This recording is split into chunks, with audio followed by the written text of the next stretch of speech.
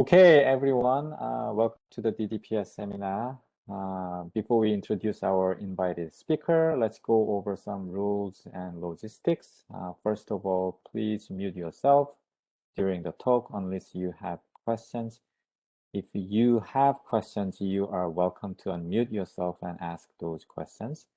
Otherwise, please use chat room to post your questions so that we can address them in Q&A session at the end.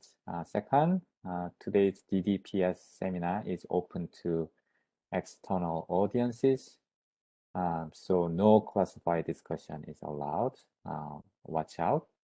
Finally, the talk today will be recorded and uploaded in our YouTube channel. That's about it. Now let me introduce our speaker today. It is an honor to host Rui Wang, who is a second-year computer science PhD student at UC San Diego, advised by Professor Rose Yu. He obtained his master's degree in data science at Northeastern University and bachelor's degree in mathematics from Huazhong University of Science and Technology. His research interests are in spatiotemporal learning and physics-guided deep learning. Okay, today Rui will present an exciting topic, which is physics-guided deep learning for dynamics forecasting. Please enjoy and expect a wonderful talk from Rui. Now, without further ado, let me pass the baton to Rui by asking one random question as usual. Since it is Friday today, in order to recommend a movie for the weekend, today's random question is, what is your favorite movie, Rui? My favorite movie? I think the Revengers. Oh, okay. I like that movie too. Yeah. Mm. Okay. Thank you so much. Okay, it's all yours, Rui. Okay. Okay. Hello, everybody. I'm Rui.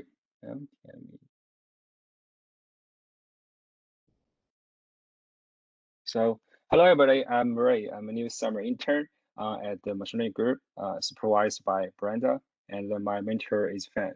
So, yeah, currently I'm a PhD student at in the spatiotemporal learning group at UC San Diego, advised by Professor Rose Yu. So you can see here's the logo of our lab. So you can see there is S and T and Rose in it. So generally, our group works on deep learning, optimization, and spatiotemporal reasoning. For me, I focus on physics-guided deep learning, which I'm going to talk about today. So today I will talk about my recent works about this physics-guided deep learning for dynamics forecasting. So first, I will talk about what is the physics-guided deep learning and discuss what are the motivations and goals of it. Then I'll give a very example, show how prior-phase knowledge can be incorporated into deep learning models to do turbulence prediction. So even though deep learning is capable of learning very complex dynamic systems, so we need to think about the generalization problem in forecasting, which is a key challenge for deep learning to learning dynamics. So to improve generalization with deep learning, I will finally provide two ways. So the first one is to incorporate symmetry into deep learning models to design accurate models. The other one is leveraging meta learning techniques. So, modeling the spatial-temporal dynamics is a fundamental task in engineering and science. So physics has the long tradition to use first principle-based models to describe the dynamics. And many physics laws are encoded into systems of nonlinear PDEs that have the direct implication for understanding and predicting the dynamics. But these equations are sometimes based on rigid assumptions, and it can be too complicated to be solvable. And numerically solve these equations requires so much computation and manual engineering in each application. On the other hand, deep learning use statistical inference and data-driven methods, which provide a much faster way to learn the dynamics. But deep learning is still a black box, so it can generate very realistic prediction, but inconsistent with the physics laws. And also deep learning struggle with the generalization. It cannot cope with the distributional shift that may naturally occur in dynamical systems. So there is a growing need to integrate prior fixed knowledge or physics-based modeling into deep learning so that we can take the best from both kind of methods. So by encoding a prior fixed knowledge as inductive bias into deep learning models, we would expect the model will have better physical consistency, require fewer samples during training, and generalize better to unseen domain, and eventually will increase trust in AI. So first, I will talk about a paper in which we use the deep learning to model the evolution of turbulence and accelerated simulation. So I will show how prior fixed knowledge can be easily incorporated into deep learning models to make physically meaningful prediction. So a little bit about the background. The turbulence modeling is a fundamental task in science, such as atmospheric science, marine science, and aerodynamics. Turbulent flows are chaotic dynamics that occurs over a wide range space and time scales, and the current CFD like a technique requires so much computation. So that's why in this paper we studied task of turbulence prediction with deep learning. So basically, we want to have a robust deep learning model that can make accurate forward prediction given the historical velocity fields. So the data we use in this paper is rarely binary convection. If you look at this video, you can see it's a 2D case. The top video is the velocity along x direction. The bottom one is velocity along y direction. So basically, is a horizontal layer of fluid heated from below. So the temperature at the lower surface is higher than the temperature at the upper surface. So the difference in the temperature causes convective motions. So in this paper, we propose a physics-guided model, turbulent flow net or TFNet, that unify a numerical method with a customer design unit. We will show our model, the predictions from our model are not only accurate, but also physically meaningful. The turbulence is governed by number of store equations. And since we are dealing in compressible flow, so if you look at the first equation, you can see the divergence of velocity is 0. So people usually we might want to fully solve this number equations with the direct numerical simulation. That would resolve all the scales, all the space and time scales of turbulence. But in that case, it requires so much computation. So people start to use all kinds of spatial and temporal filters to decompose the velocity into large-scale component and small-scale component, so that we can directly simulate the large scales and model small ones. For example, large eddy simulation, which use a spatial filter to decompose the velocity into a large-scale component and a fluctuation component. Another example is a random average method, which basically did a similar thing, but with a temporal filter to measure the time average quantities. So it's natural to combine both, which leads to this hybrid ranceless coupling method. So we first apply this spatial filter to decompose W to W star and W prime, then apply this temporal filter to decompose W star to W bar and W tilde. So finally, we will have this 3-level decomposition over the spectrum domain. So if you look at this figure at the bottom right, so here the y-axis is the energy, and the x-axis is the wave number. So basically, the small wave number corresponds to large eddies, and the large wave number corresponds to small eddies. So this figure shows how energy transfer from large scale components to small eddies. So in this method, like a spatial filter works like a standard convolution kernel, and the temporal filter is like a weighted moving average. So people usually predefine both filters, but in our model, we set both filters as trainable parameters. Okay, here is the overall architecture of our model. You can see, so at first, we apply both trainable spatial and temporal filters to decompose the input velocity field into 3 components. So then we pass the 3 components to 3 identical encoder and one shared decoder. And each encoder and decoder can be viewed as a small unit. Each encoder is supposed to model the evolution of each component, and the shared decoder is supposed to learn the interaction among those three components and generate the final prediction. So the intuition behind this is like inspired by this rank-less coupling method. We try to force the deep learning model to learn all the scale components. Because if we directly train the model on the data, the model may like with the MSE loss, the model may just only focus on the large scale component and overlook these small eddies. And also apart from this, we also try to constrain the training process of this TFNet because the data we use is incompressible flow. So the divergence is supposed to be 0. So we constrain the training of TFNet with this divergence-free loss. So to see if we can further improve the performance, we refer this version of TFNet as constrained TFNet.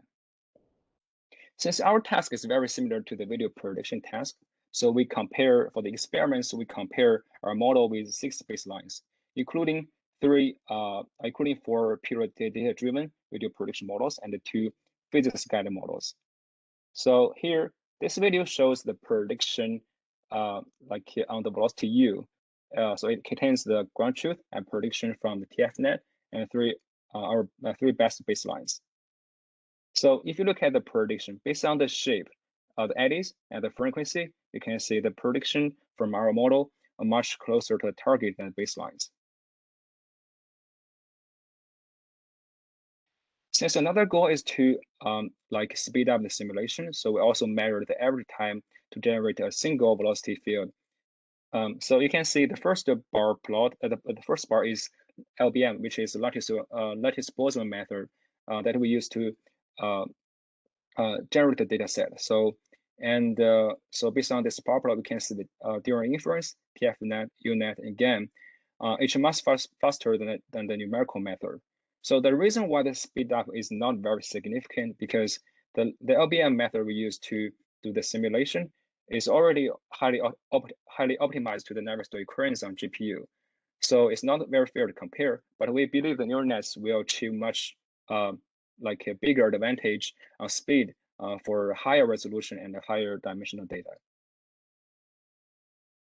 We also evaluate our model's prediction 2 physics metrics. So the first one is divergence. You can see this plot shows the mean absolute divergence versus the forecasting horizon. So the blue line is the TFNet, and the orange line is the constrained TFNet. You can see the TFNet always achieve the lowest divergence like at any prediction step, and constraining it with divergence-free loss can further improve its performance.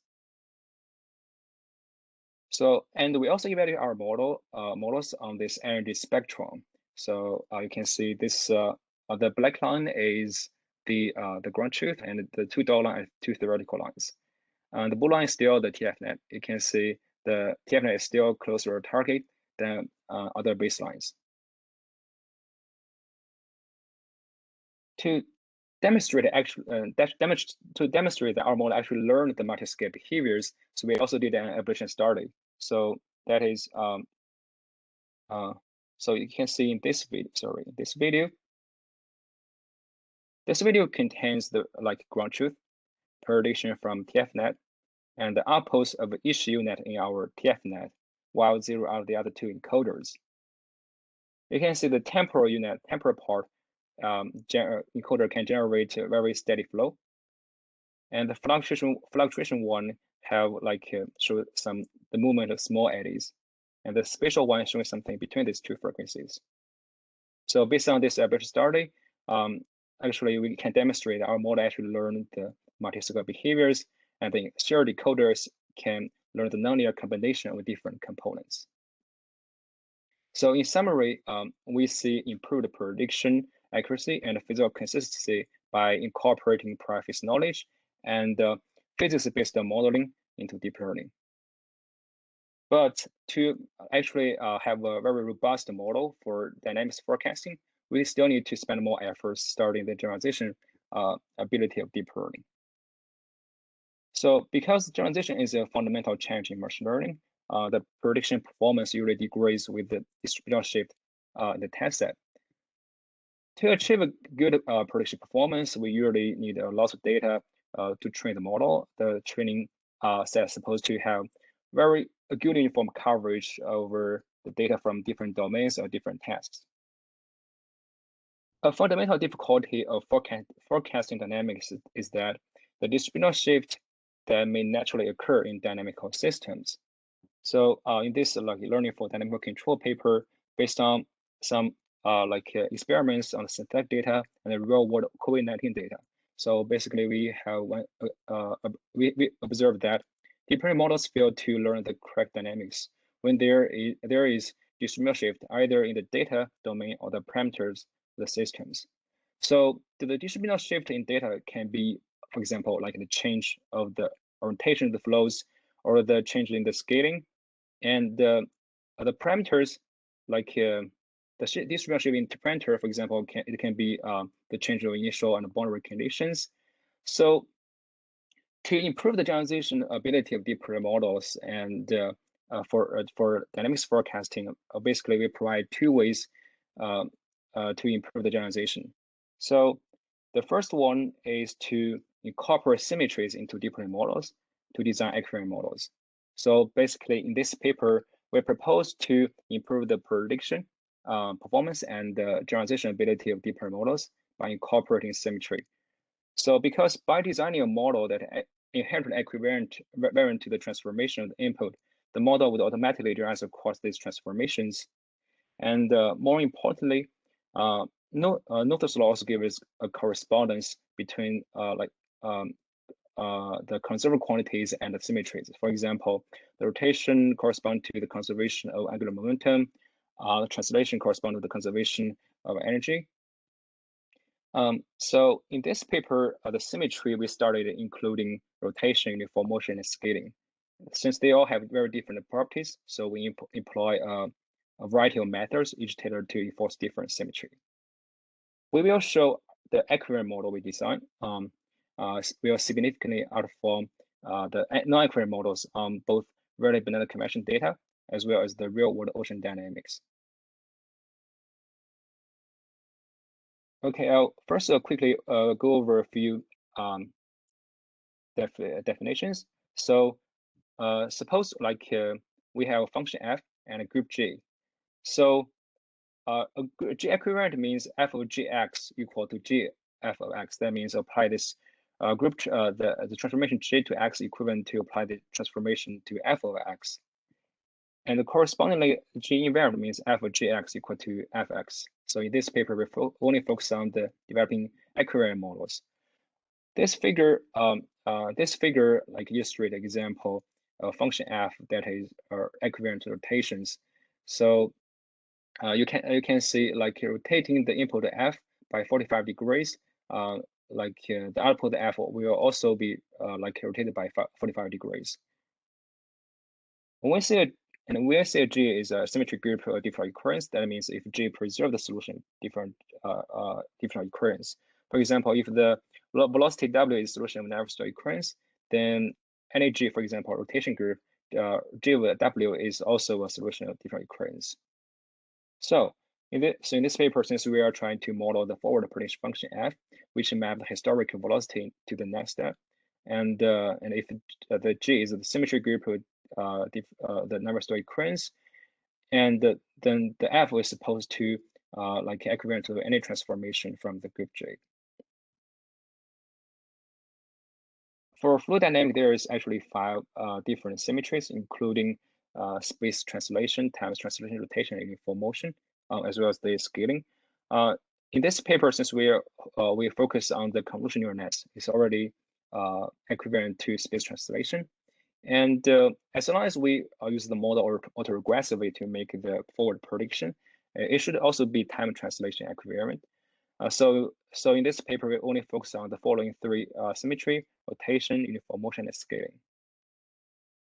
So the key to building equivariant models is that the composition of equivariant functions is equivariant. So as long as make sure every layer is equivariant, then the whole neural nets will be equivariant. So first look at the scaling equivariance. So scaling equivariance for fluid dynamics is quite unique because you can say it is related to the magnitude, the space and time simultaneously. So this is very different from the scaling in image that is only regarding about the resolution. So we know the standard convolution or cross correlation is like a translating kernel psi over the input W. Actually, this can be written in a more general form, which is group correlation. So H is a relevant group, and the LQ is a group action on X on the W. So it has very good properties. So it is equivariant and the actions of group H. So applying so the QX on W is equivalent to QX on the output the convolution of the between a kernel psi and the W. So this is why the standard convolution is equivalent to the translation. So to achieve scaling equivariance, so we directly incorporate this scaling transformation laws into this group correlation layers. So that is, we upgrade the standard convolution with the group correlation layers. So in which we both translate and scaling a kernel across the input. So here is the equation. So it looks quite complicated. So you can put it away. If you only look at this the figure, the right bottom, basically in each layer, we apply a sim kernel to the input, upscaled and downscaled by different scaling factor lambda based on the scaling transformation law. And we will concatenate all this the multiple outputs and give it to the next layer. But in the practical, since the input data can be really large, so instead of perform scaling transformation to the input, we perform scaling transformation to the kernels, because upscaling the input is equivalent to the downscaling the kernels. So basically, each layer we apply we apply the same input with the kernels upscaling and downscaling with the various scaling factor lambda. So that's how we achieve scaling equivariance. But the only drawback of this method is that it'll be slower than the standard convolution because you need to compute multiple convolution in each layer. For the rotation equivariance, so it's also quite unique because now we are dealing with the vector field. So we should not only rotate the position of the vectors, but also the direction of the vectors. To incorporate rotational equivariance, so we design group equivariant kernels. So in Taikohen's paper, they defined the J equivariant kernels which map a spatial location to a feature vector has to satisfy this kernel constraint. So you can see here the K is kernel, and J can be any a rotation, and the rho can be any like a representation, can choose which map at the abstract element to a general linear space. So basically the group J and the choice of the representation determines the form of the kernels. So for example, you can use trivial representation which map every rotation to identity function. Then the kernel will be K of Jx equal to K of X. So in this case, the kernel would become a composition of circles with different radii, and each circle the value should be the same. But in this case, the kernel would be over the representative power of the neural nets will be overly constrained. So you can also try the Rui Wang representation, which map every group element to a rotation matrix. So in this case, each entry in the kernel would become a rotation matrix. But based on our experiments and in practical, we actually use the regular representation of a cyclic group in our middle layers. So regular representation feature field associated with a feature vector that have the same dimensionality as the order of the groups. For example, here, so this is, for example, here the C4 group, which models the rotations by the multiples of pi over 2. And the cyclic group X via the permutation of axes. So you can see the regular representation of a C4 group map each rotation to a permutation matrix. So since it's just a permutation axes, so in this case you can always use any element-wise linear function. So based on our experiments, this regular representation of circular group gave us the best performance. So the last symmetry is uniform motion equivariance, which is adding a constant vector to the vector field. To achieve uniform motion equivariance, actually, we have this corollary in our paper. Basically, it means if we enforce every layer to be uniform motion equivariant by posing constraint to the kernels, the whole neural nets can only be a fine transformation. So instead of constraining the kernel, we actually use a very simple trick, that is convolution conjugated by the average operation. So basically for every the convolution, we first find the mean of the input and shift it to the the velocity field with zero mean, and apply any convolution or nonlinear functions and shift the mean back. So by doing this, we can easily achieve uniform motion equivariant, because the uniform motion transformation always have a canonical frame. So, but we cannot use this approach for the other two symmetries, because we don't know, there's no canonical scale orientations of the fluid flow. For experiments, we test our model on both synthetic RBC data as well as the ocean current dynamics. So if you look at this video, you can see basically the video shows the ground truth prediction from the non-equivariant models and equivariant models on the test sampled on test samples applied with the transformation from relevant group. So more specifically, if you look at the first column, which is target. So the first one is like original test sample added by a random constant vector. And this one is the original test sample rotated by a 90-degree. And here, this one is the original test sample upscaled by scaling factor 3. So you can see the equivariant models can automatically generalize across these random transformations from relevant group, but the non-equivariant model cannot do that.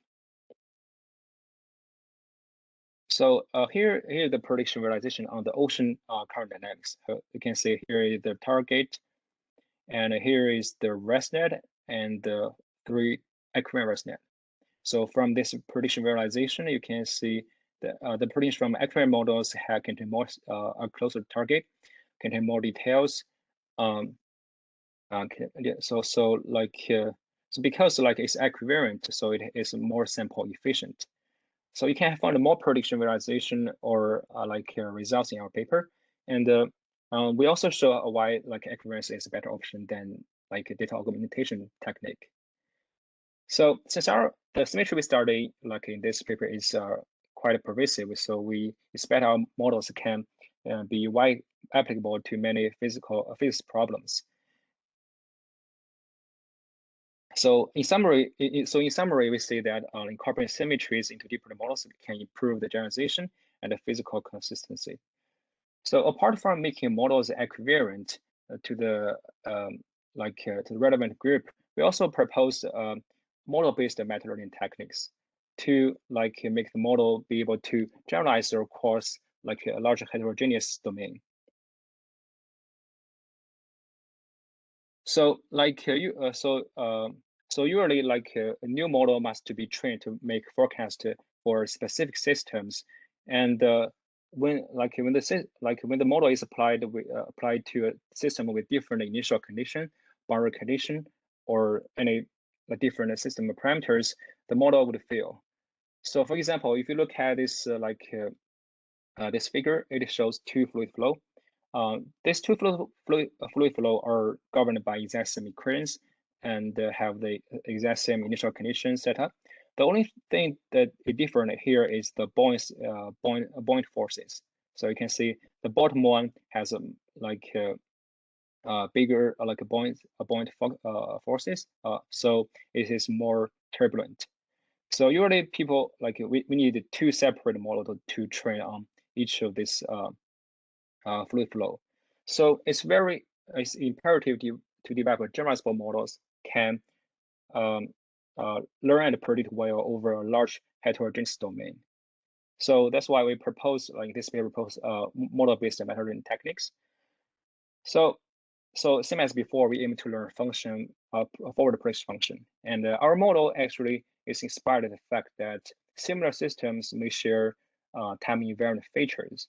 And we also assume the large domain can be partitioned into separate subdomains, and each associated with a task. So here, a task refers to forecasting a specific system given a set of parameters. So the general idea here is that we first want to have an encoder or like a meta learner that can infer the task-specific information given the input with the minimal supervision. And we can have a generator or forecaster that can perform conditional reasoning based on this time-invariant hidden features extracted by this encoder. So more specifically here is the overall architecture or model. Basically, the model, we name our model as dyad. So you can see the dyad learned the dynamics in two stages. It has two parts, one encoder and decoder. So the encoder is supposed to map different like dynamical systems into time shift invariant features ZC with the like a weak supervision of the task parameter C. So the task parameter C here can be like constant motions, initial condition, boundary conditions, whatever that can characterize the system. Then the encoder can perform conditional reasoning based on the like hidden feature learned from the encoder and the previous system states to make accurate forward prediction. So as long as the encoder or the meta learner is trained well, so the forecaster is supposed to able to make accurate prediction and quickly adapt to new tasks that never appeared in the training set. So how to train this encoder? So we use this loss function. So it has three terms. So the first term uses the weak supervision of task parameters whenever they are available. So such supervision can guide the decoder to learn the correct task-specific information. But in reality, not all the parameter systems are known. So, but we can compute the approximate values for C, like based on our domain knowledge. For example, if we want to model like multiple turbulence with different buoyancy forces, we don't need to actually use the real buoyancy factor. Instead, we can actually use the can directly compute the average velocity or vorticity from data as a surrogate for task parameter C. Another example could be when we try to forecast the sea surface temperature over a large area of the Pacific Ocean, we can first divide this large area to subdomains, and each associated with a task. And here the C we can use the mean temperature or even the season. So the second term is called time shift invariant loss, so which penalize the changes in the latent variables between samples from different time steps. So because we want to design a time invariant encoder, even though we already use like a Computer 3D as encoder, but it's just approximately time shift invariant. So this loss can even drive the time shift invariant loss even lower. The third term is to prevent the encoder generating very small z because of the time shift invariant loss. And also can encourage the model to learn more interesting hidden features they see. So after the encoder is trained, so we can we inject this learned hidden features into the forecaster using adaptive normalization and adaptive padding. So adaptive normalization is widely used in style transfer models. Basically, it just to rescale every channel in the convolution with the learned feature. And we also here use adaptive padding, which is so in the forecaster, instead of padding 0, we're padding the linear transformation of learned feature as you see. So for experiments, we basically compare our model with a series baseline on 3 different data sets. So turbulent flows, sea surface temperature, and real-world ocean currents dynamics. So we compare our model with the series baselines, including like video prediction model like Equivariant, as well as the meta learning models like MAMO and MetaNet. So basically, we compare the models on two test scenarios. So the first one is like dynamics with different initial conditions, which correspond to this future test set. This measures the capability of the model to extrapolate to the future on the same task. So the second test set is the domain test set. Basically, we test all the model the data with different system parameters or different areas on the sea. So we want to model to estimate the model's capability to learn the new tasks. So you can see based on the numbers in this table, you can see. So no matter we use the ResNet or UNet as our forecaster, the performance always outperform these baselines. For the ocean current dynamics, we also measure these the energy spectrum errors. You can see our model even achieve lower energy spectrum errors. So that means the model is even physically more accurate. So here is some prediction realization. So on the turbulent flows. So this figure basically shows the ground truth prediction about two best baselines in our model and different time step prediction for turbulent flows. So on the left is flows with buoyancy factor 9. On the right is buoyancy factor 21. So you can see our model can easily generate accurate prediction for different flows, but the baselines have trouble understanding and disentangling the buoyancy factors. To further demonstrate our model actually learn the encoder actually learn the useful information, we also did a controllable forecast. So the figure on the right shows the outputs from our model, while we vary the encoder input but fix the forecaster input fixed. So from the left to right, the encoder is fed with the flow with different buoyancy factor 5, 15, and 25, and the prediction network input always have fixed buoyancy factor 15. So if you look at the first column, so when the encoder is fed a very stationary flow, the prediction from the forecaster also generates a very stationary flow.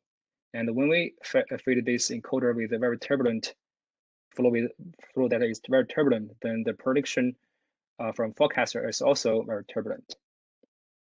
You can find more prediction realization and threat analysis in our paper. So basically, we can use. So in summary, we show that by using meta learning techniques, we can have a model that is able to generalize across over a large heterogeneous domain. So basically, that's all I'm talking about today. So in summary, we see in the TFNet, turbulent flow net, we replace the mathematical spatiotemporal filters with the trainable weights. So then the model is able to generate very physically accurate predictions. And we also incorporate symmetries to design accurate models. So the accurate model is able to obey the conservation laws and generalize to different data transformations. So we also we can use meta learning dynamics forecasting use task as inference. For the future work, I would like to explore more about this theoretical analysis because the theories for forecasting non-stationary and chaotic dynamics is still missing. Current theories still based on limiting to the ID assumption. So I think we need to have a bond, generalization bond that can be expressed in terms of the characteristic of systems, the stability, the order, the PDEs. That will help us to better understand the performance deep learning on learning dynamical systems. And another promising step would be, given the dynamics, how can we design environment to control it? And another promising step, I think, would be studying the causal inference in dynamics. So, for example, how to use causality to improve the deep learning models. For example, for example, so when trying to have like have a robust model for COVID-19 dynamics forecasting, how to make sure the model always give the correct response, given different interventions. So yeah, that's all. That's all. I think that's all I want to talk about today. Thank you very much for listening. Thank you so much, Rui. It was a wonderful talk. Okay, so let's have a Q&A session. We do have one question from Xiaolong. He asked, on page 14, how do you determine the lambda? Sorry, page 14.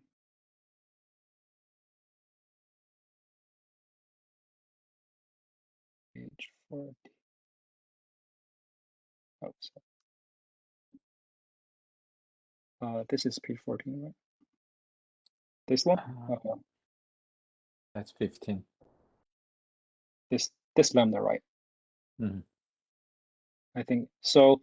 Yeah, so that's a very good question, because the scaling group is is compact group.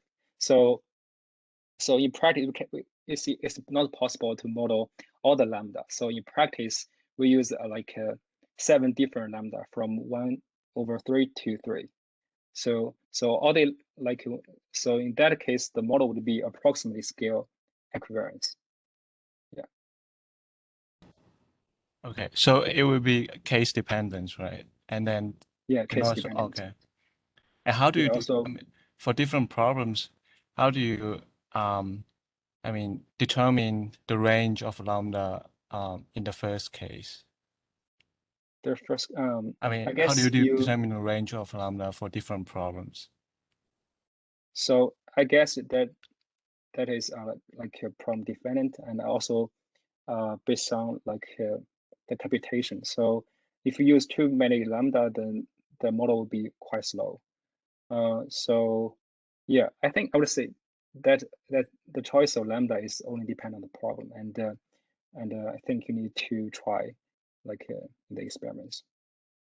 Okay, got it. It would be great if this lambda could be adaptive Yes. to the Yeah. problems. Thank you. Mm-hmm.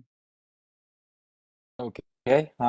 So I don't see any other questions from the chat room, but I do have a questions.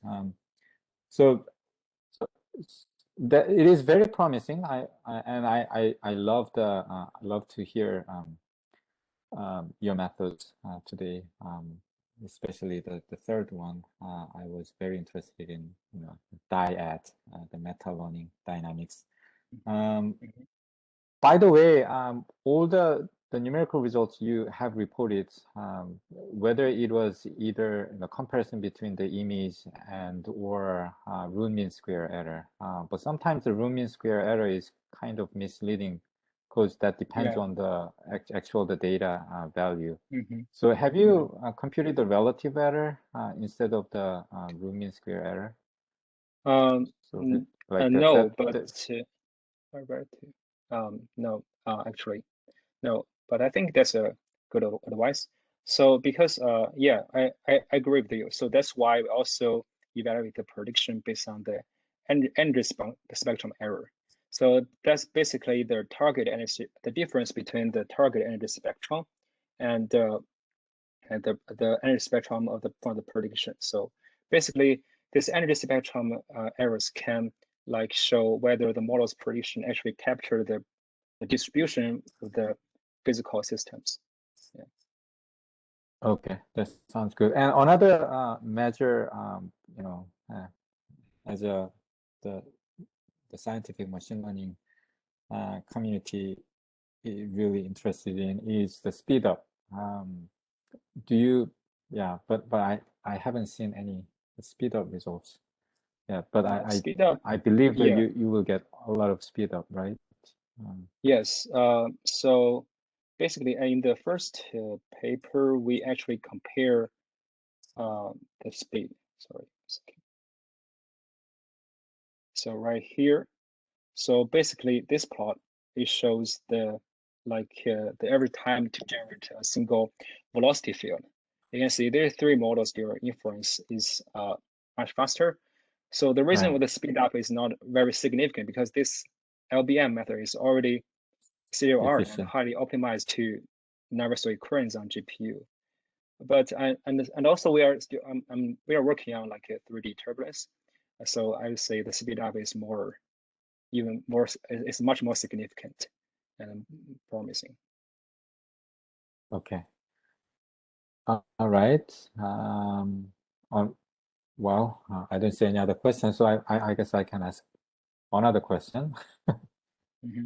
I mean, if you guys have a question, please unmute yourself, ask question, or put that in the chat room so we can address that questions. Okay, so my next question is, so you've been focusing on using the data of some temporal data, and then try to extrapolate to the longer period of the predicting the longer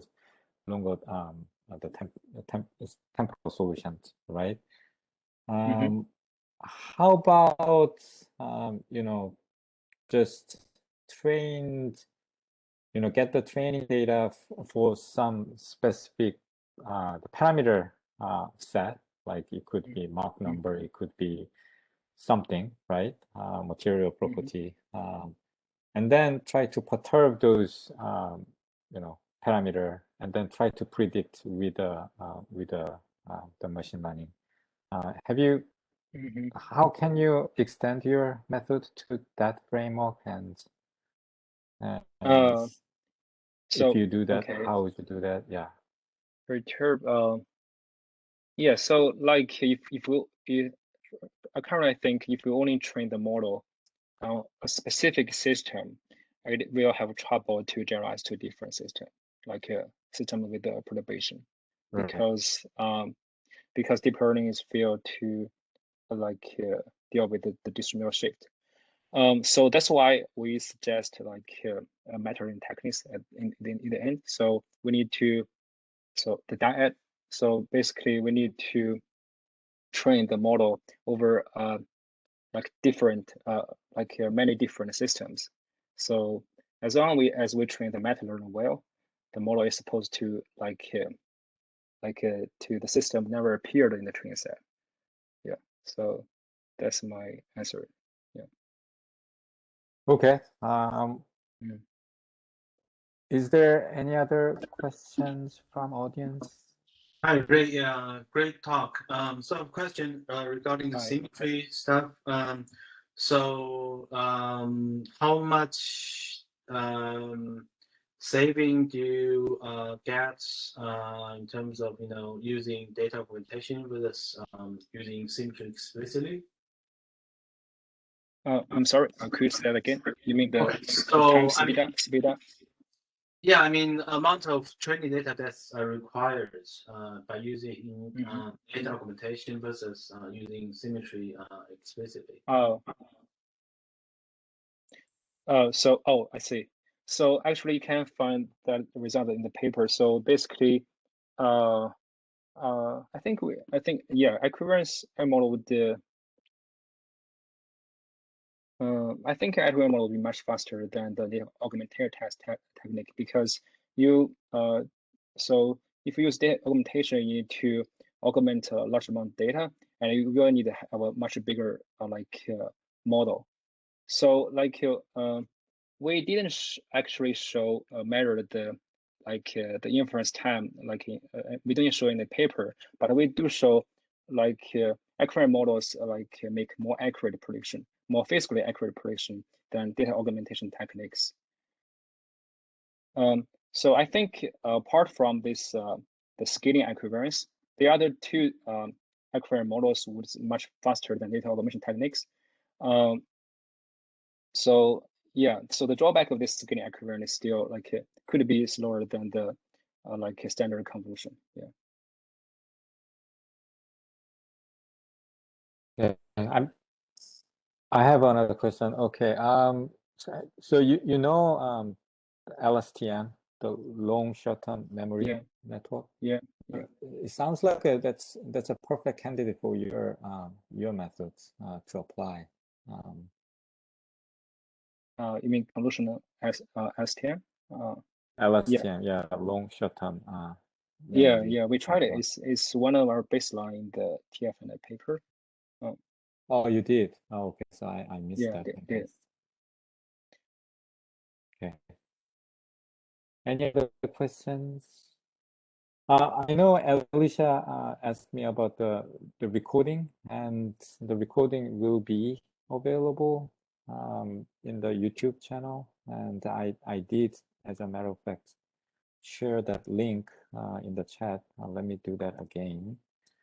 And the Rui's today's talk will be available in this YouTube channel playlist in the future, near future. So please check that out. Okay, is there any other questions?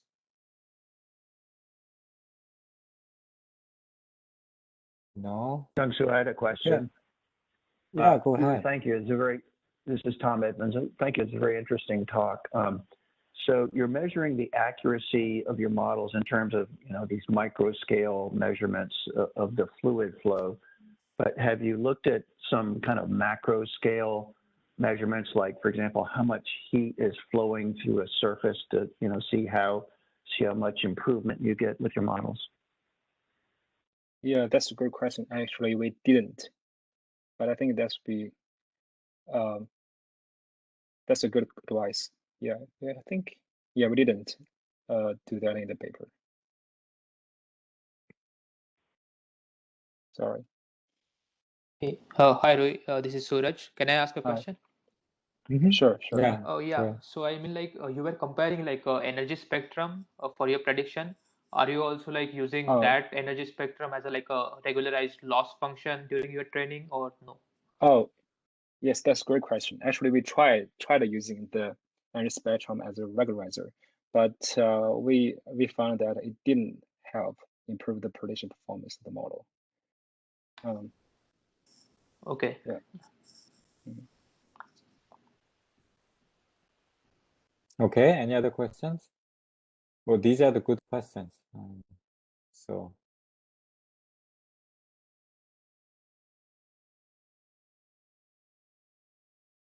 Well, if looks like we don't have any more questions. Okay, so please, but I mean, please do not hesitate to reach out to Rui directly. I'm sure Rui is nice enough.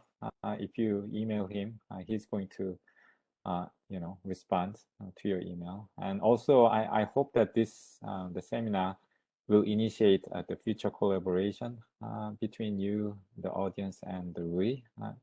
So please take advantage of it. Okay, thank you so much, Rui. It was really interesting talk. I learned a lot personally, and yeah, I mean, thank you so much. And we will add John here, and we have another DDPS seminar next week, so please stay tuned. Okay, that's it, John.